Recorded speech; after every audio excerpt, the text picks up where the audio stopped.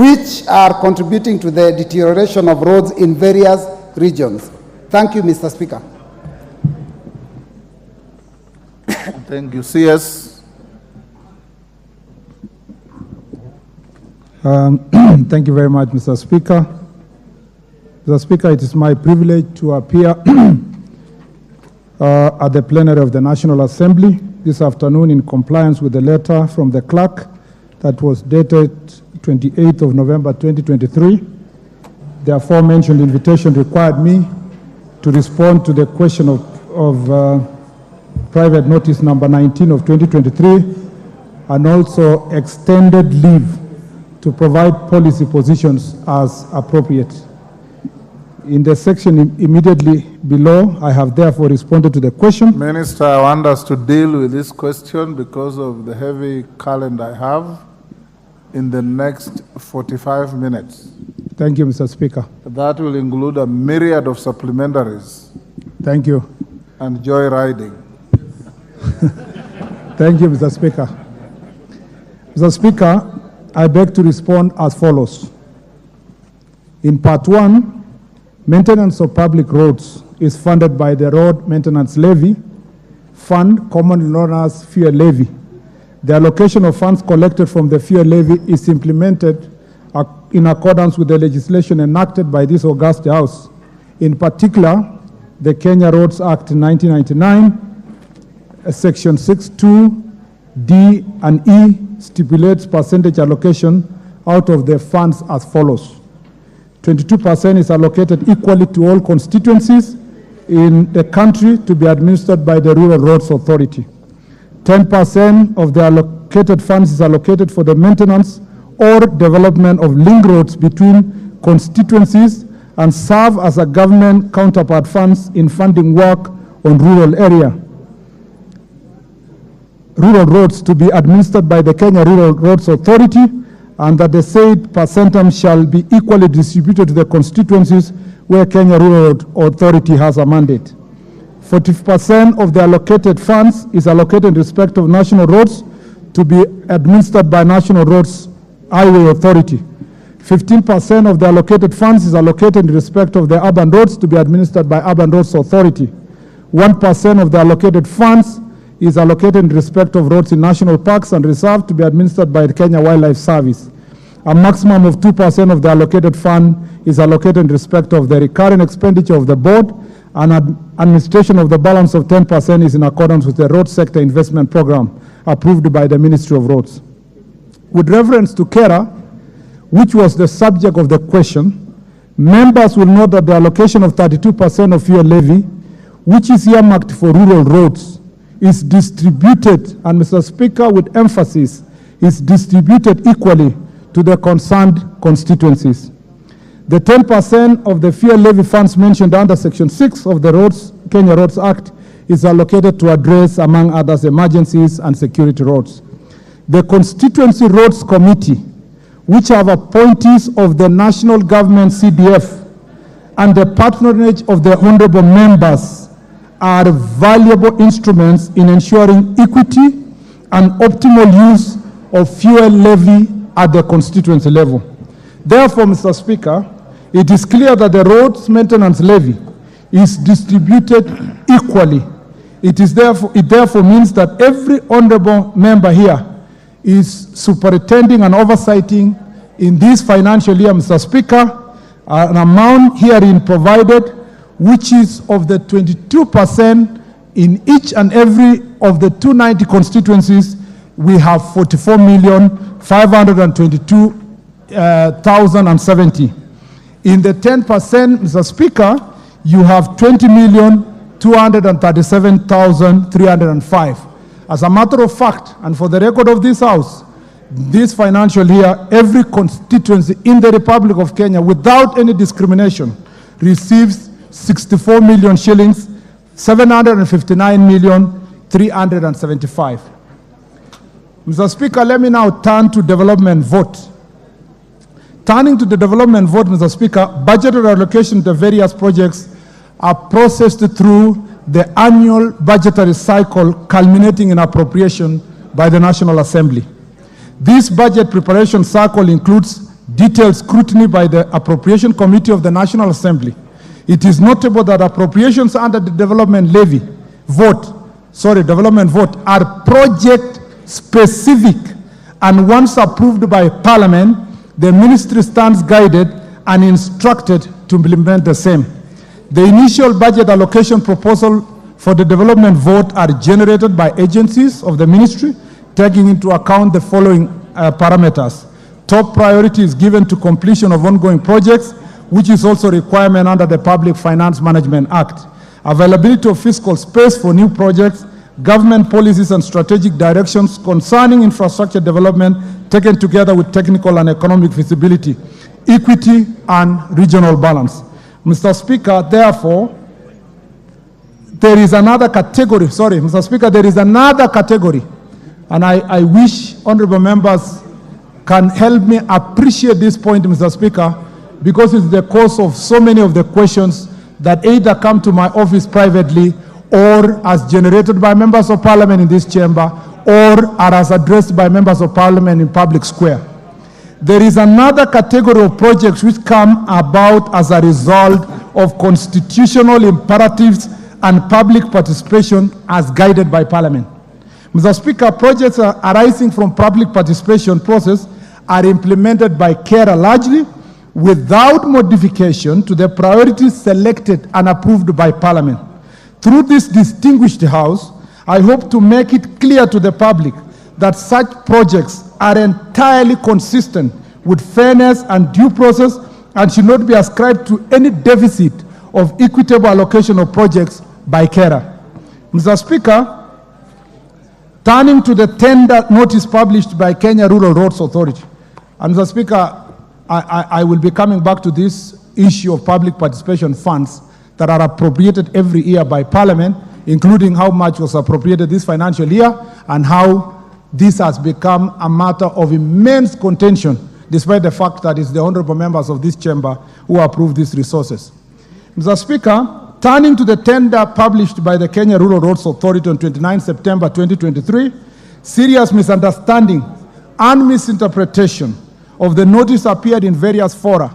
I am grateful to for this opportunity, Mr. Speaker, to set the record straight for this distinguished House.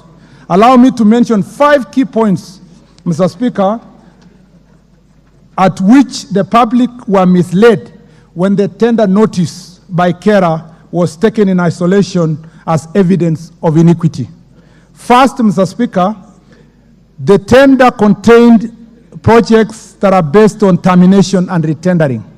KERA, in implementing various development vote projects, has encountered a number of non-performing contractors.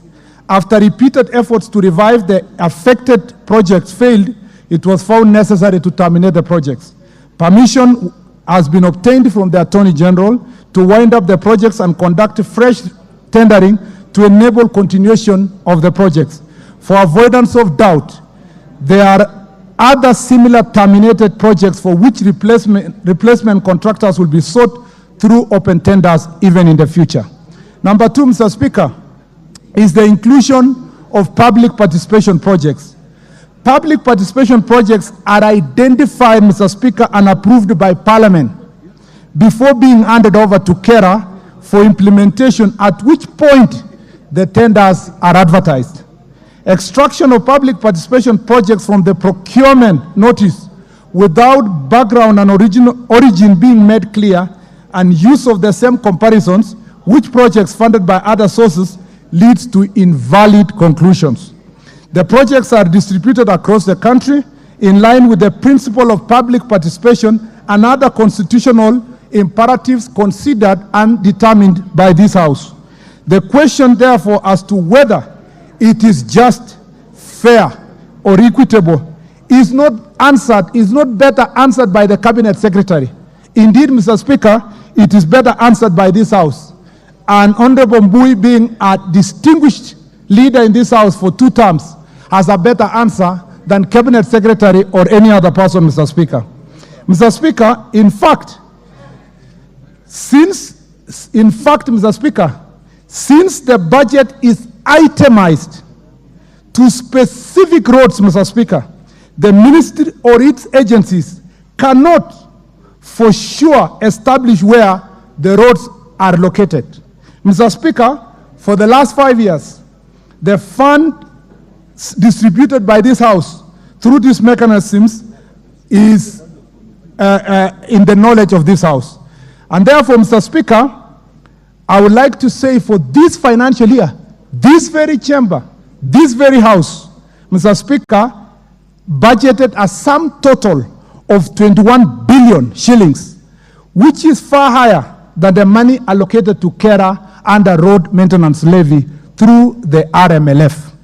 So if the distribution of these resources, Mr. Speaker, to various agencies as budgeted is unfair, then neither KERA nor the ministry will be blamed, because we are constitutionally bound to implement the decisions of this House without injecting a scintilla of doubt, Mr. Speaker. Mr. Speaker, the third indicator of the projects that were advertised is where we have cases of emergency, like the situation with El Nino. The ministry allocated resources either from the emergency fund or other sources to address these emergencies. The emergencies arise as works are tendered by any road agency for purpose of repair. Those activities are specific to network reinstatement, to the geographical location in question, and generalized comparisons with other counties, for example, are not valid. Such projects also include security roads aimed at improving security operations. Where we have cases of emergency, like in the case of El Nino, the ministry will allocate resources either from the contingency fund or from other sources, including those budgeted by this House. Such allocation shall not be misconstrued to mean unfair allocation of resources, because they will be addressing, Mr. Speaker, what in law is called force majeure, or otherwise known as the act of God. Fourth, Mr. Speaker, is the aggregated funding towards constituency roads identified by Constituent Roads Committee. Mr. Speaker, a number, and this is important also for emphasis, Mr. Speaker, a number of the Constituency Roads Committee have gained experience, have found that it is best to combine various approved budgetary allocation into one bigger project, which is tendered as one package. Mr. Speaker, the consequence of this approach was that the size of the project tends to exceed the regional threshold of 10 million, which necessitates KERA to conduct the procurement at a national level. It can be seen that if these aggregated initiatives are extracted in isolation from their procurement notice and used in general comparison with CRCs, which have not adopted the same approach, errors would result, Mr. Speaker. The notorious constituencies for which type of costs are those that are in for this type of costs are those that are in urban and peri-urban areas, such as Kikuyu constituency, where the majority leader, Mr. Speaker, comes from. When the adverts appear nationally, people tend to question why are these areas having been considered with big projects, when in reality they have aggregated their resources to one project, Mr. Speaker, and like many other constituencies, especially in rural areas, which receive equal amounts to the same constituencies, but choose to allocate them to projects of less than 10 million shillings, and therefore advertised at the regional level. So, Mr. Speaker, some of the members of parliament here guiding their constituency roads committee decide that instead of funding roads of less than 10 million shillings, they aggregate their money to 20, to 30, to 40, and decide that it be advertised at the national level by KERA because of the constitutional and legal imperatives for advertisement. As a result, you will find, for example, Kikuyu constituency, in the advert that was shared by Honorable Mbui, they are there advertising a project, but the other constituencies across the country where they advertise their roads below 10 million cannot appear in the advert because they will appear in the regional advert where these advertisements occur. And again, Mr. Speaker, taking it in isolation would appear as though one constituency is getting more than the other, yet it is just about how those resources are being utilized by the constituency. Mr. Speaker, it is, Mr. Speaker, Fifth is misinterpretation of project cost as an annual budget. And this is where, again, the question of Honorable Mbui, Mr. Speaker, is extremely important.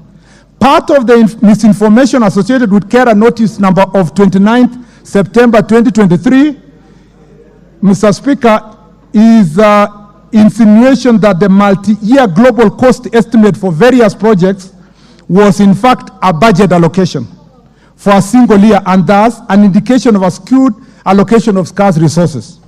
While this incorrect interpretation is easily detected and corrected through cross-reference to approved budgets by this House and approved annual road work plans, I take this opportunity to once again assure the House that the allegations of skewed resource allocation was utterly without basis. In fact, Mr. Speaker, I have been baffled by the utterances by both inside and outside these chambers by elected representatives of the people who have been given enormous mandate and responsibility to do this sacred duty of distributing the public resources, Mr. Speaker, to turn around the whole world, either feign ignorance, Mr. Speaker, on the public, or Mr. Speaker, Order, honorable members. or Mr. Speaker. Yes, Robert Mbui, what is out of order? Thank you, Mr. Speaker. Mr. Speaker, He's answering your question, remember? Mr. Speaker, I do agree, Mr. Speaker. And Mr. Speaker, you know that this is a question that I raised in the House Business Committee that you chair. And we agreed as a House that instead of talking about it, even in this chamber, Mr. Speaker, because I had wanted to seek for your permission to do an adjournment motion, we agreed that we ask the CS so that he can come and clarify.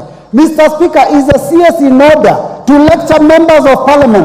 And I want to say what he has said, that he is baffled by utterances, both inside and outside these chambers, Mr. Speaker, by elected representatives of the people who have been given a mandate to turn around the whole world and either feign ignorance or deliberately mislead the public. Mr. Speaker, is the CS allowed to say such words in this House? Mr. Speaker, the CS has to withdraw that statement and apologize to this House. He is answering your question. Let him finish. You will interrogate him. Mr. Speaker. Minister, order. Order, honorable members. I have brought the minister for you to grill him on whatever you want. That grilling and questioning excludes shouting at the minister. So listen to him. When he finishes, everybody will have an opportunity to ask questions which I shall compel him to answer. But let's have some decorum in the House. Minister, try and paraphrase your answers. Thank you, Mr. Speaker. Yes. The reason why, Mr. Speaker, I have to go this length to answer in detail is, Mr. Speaker, there is a misconstrued position in the public that certain constituencies or certain counties or certain communities are getting projects more than the others. Mr. Speaker,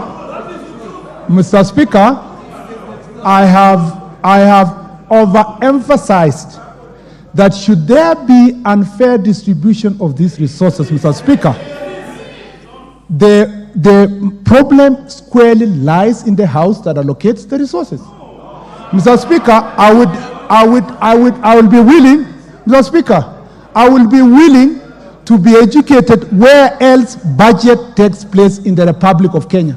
The only supreme august house in the Republic of Kenya which allocates resources and not, Mr. Speaker. Order, Minister, take your seat. Honorable members, let's take the answer. Minister, try and paraphrase. Yes. You have made your policy statement. Avoid the temptation to appear as if you are lecturing members. Order, I need no assistance. I need no assistance from any one of you. Avoid the temptation to appear as if you are lecturing members. Answer the question. Indeed, many of these members keep coming to my chamber to raise the same questions. That's why you've been called here.